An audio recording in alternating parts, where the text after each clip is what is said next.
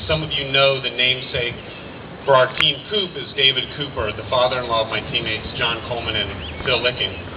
David died at the young age of 48 from an aggressive form of MS. He was diagnosed with MS during a time when the treatments and publicity for this disease were limited. Because of rides like this, that's changed.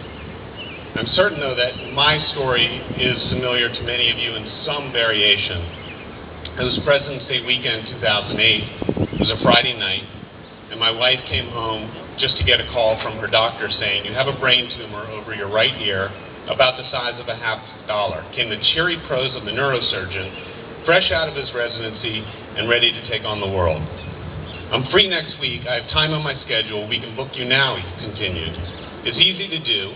I take what is basically an ice cream scoop and scoop out the tumor, like getting the cookie dough ball out of the cookie dough ice cream. And we'll go wide to make sure we get good margins."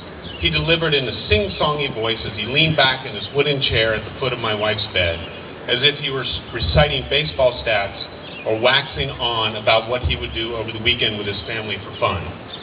"We'll shave your head in such a way that you'll be able to cover any scar with the longer hair up top. And anyway, it'll grow back," he added cheerfully. A quick pat on the foot to reassure us that it will all be okay, and away he went.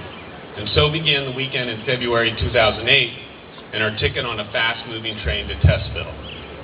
I liken MS to a cruise line buffet. You have the monotony of the same food every day, the same aches and pains, the same stiffness. Yet every day the chef throws a surprise at you. Today is chocolate croissants, numbness in your feet. Today is smoked salmon and capers, extreme fatigue. Today is ice carvings with raspberry smoothie fountains or blurred vision. You wake up in the morning not knowing which surprise the chef has in store for you, and if you're lucky, today might be the day there are no surprises. Years of being told that my wife simply had allergies, a sinus infection, or an inner ear issue. Perhaps the small nodes on her neck was the issue. Let's do a needle biopsy. Those minor seizures again? Allergies.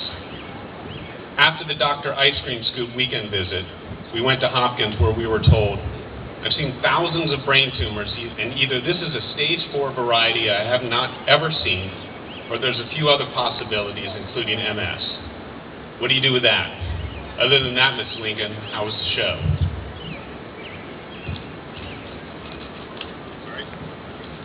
Tests, more tests, and then to top it off, a few more tests.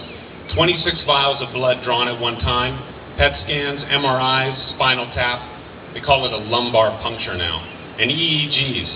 We met with the head of infectious diseases at Hopkins and were asked if my wife ever ate fox in Manitoba or swam in a lake in the country of Georgia. And finally, if the neurosurgeons want to operate, give me one more crack at it to figure out what is going on. Every doctor at Hopkins was kind, thoughtful, and thorough, and held our hands through the process. After 6 months of tests and evaluations, our neurologist came back with, "You have MS. Better than a brain tumor?" I spent this time sitting on the couch eating Girl Scout cookies until 2 a.m., gaining 25 pounds, and learning everything there was to know about how to flip a house, design a bathroom, and make bananas Foster with no bananas in under 20 minutes.